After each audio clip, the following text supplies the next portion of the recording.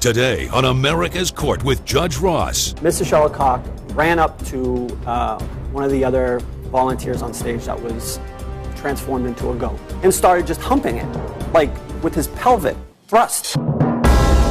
This is America's Court with Judge Ross.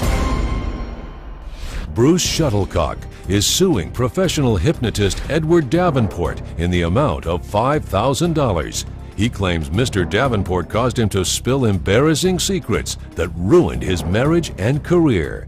The defendant takes no responsibility for Mr. Shuttlecock's awkward past. You're suing for emotional distress. Yes, sir. And I understand that Mr. Davenport is the person that you're blaming for the distress that you experienced. 100%. And to the tune of $5,000. Prove your case. Okay, so it was a Friday night about 6 months ago. My wife, well, my ex-wife, and a bunch of our friends and colleagues, we all went to a hypnosis show. Mr. Davenport was in town, and we'd heard great reviews, heard it was hilarious. So we all got together. The show itself was hilarious because people were coming up hypnotized and... Yeah, you know, the typical, this guy gets turned into Elvis, this guy dances around. And you actually saw that taking place? Yeah, it started to happen. And is that how you advertise it? Well, my show is very basic. I initially started to get into hypnotherapy to help people overcome fears and stuff like that, and it just wasn't paying the bills. So my girlfriend, she suggested that I get into stage hypnotists. And I started up doing some small shows and live shows, and I was getting a lot of good reviews, and it's funny. And you advertise it as comedy? Absolutely, 100%. And what is it that allows people to be that relaxed when they're in that hypnotic state? Well, it's basically a process of triggering the amygdala, which is your fight or flight response. And first of all, this beginning of the process is actually to have them volunteer, to consent and to comply with being hypnotized. That's the number one rule to even begin with. In fact, Your Honor, when you walk into the foyer of like the hotels that are rented out for these events, there's an easel that says, you know, this is not a medical, practice, and that everyone that is volunteering to be on stage, it is to their own responsibility. That my company... So you're giving a disclaimer saying this is for entertainment purposes? Of course, absolutely. Your Honor? Yes. Okay, so first of all, if you decide to actually walk in through that part of the lobby, yeah, you might see the sign that is posted off to the side. But, Your Honor, the only I also have consent it that on I gave him screen. at all before I walked on stage was a verbal nod when he says, okay, just letting you know we aren't responsible for anything that happens. Right. Seizure, anything health-related. How many people are at the show itself? I think it was about 200 or 300. All right, and out of the 200 to 300, how is it that you end up being part of the show? Well, you obviously wanted to be part of it. Slightly, because it was funny. No, not slightly. Either you wanted to be a part of it or you didn't want to be part of it, because no one was twisting your arm or put a gun to your head saying you will be a part of that hypnotic show. Not a gun, but twisting arms. I mean, my wife, my friends, my colleagues, everybody at the table was... Well, what are you for? I mean, if you don't want to go do it, you just say, I'm not doing it. Well, because it was fun. Okay, so you chose to participate in fun, right? This wasn't fun. What you thought was going to be fun. You made that choice. Correct. Right? And your friends and your ex-wife, Mrs. Shuttlecock, come on up. Were you also encouraging your husband to participate in the show?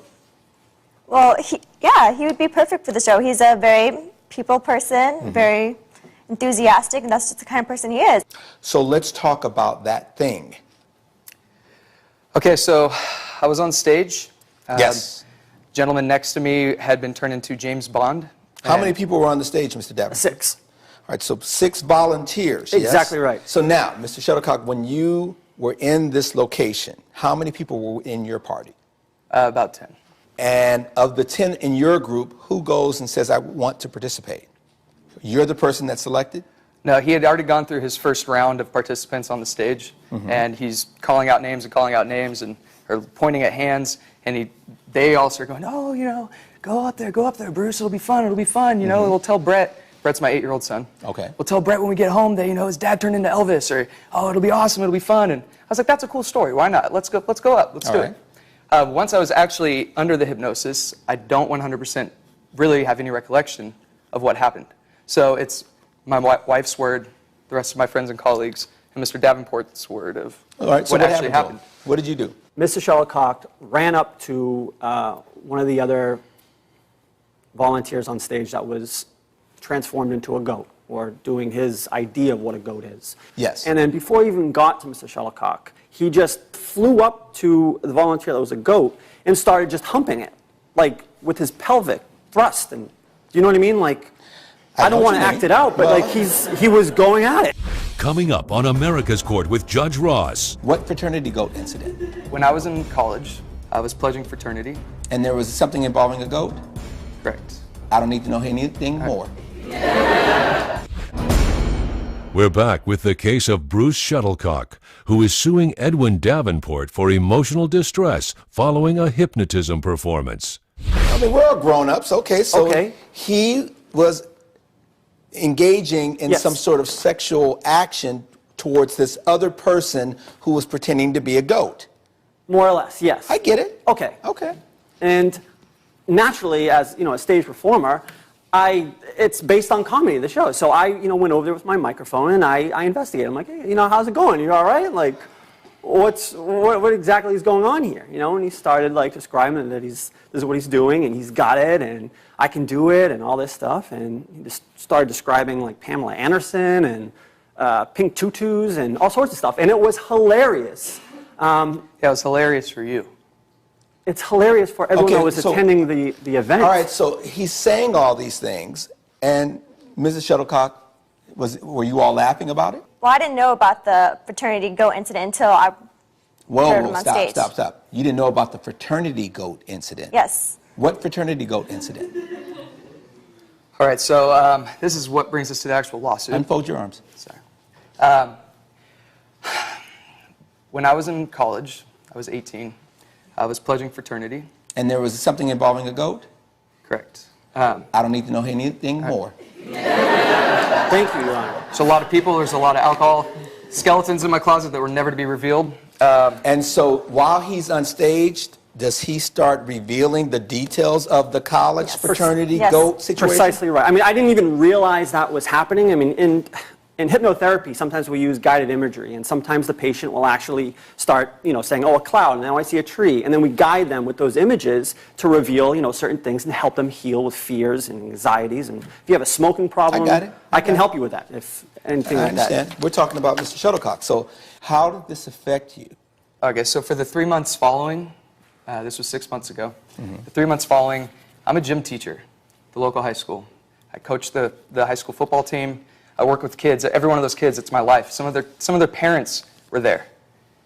And I've got evidence. I lost my job. I was fired over it. Why were you fired over something that happened while you were on stage over 15 years ago? The term bestiality came to play.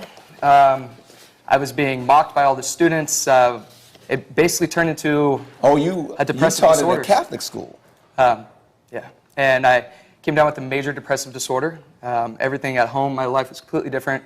And so you want Mr. Davenport to pay you $5,000 because of this spiraling, your marriage, you lost your job.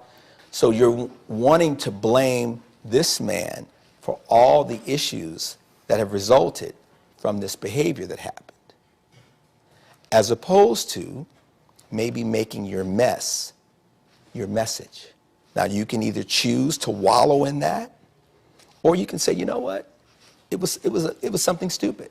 And maybe you then go on college campuses and say, guys, I did some stupid things in college. Don't feel, because you don't want to live with that. If you're still in that fraternity, go to the fraternity chapters, tell that story, and use it as a way of saying, this is what happened to me. Because then at least it makes sense as to why it came out. And you can benefit, and others can benefit from it. Have you guys divorced yet? We're legally separated. Don't give up on him. Your son needs a father. Your matter is dismissed. Case closed. Judge Ross has ruled in favor of the defendant. The plaintiff's claim is denied. I'm a staged hypnotist. It's a comedy show, and Judge Ross made the right ruling. Judge Ross had a lot of valuable things to say.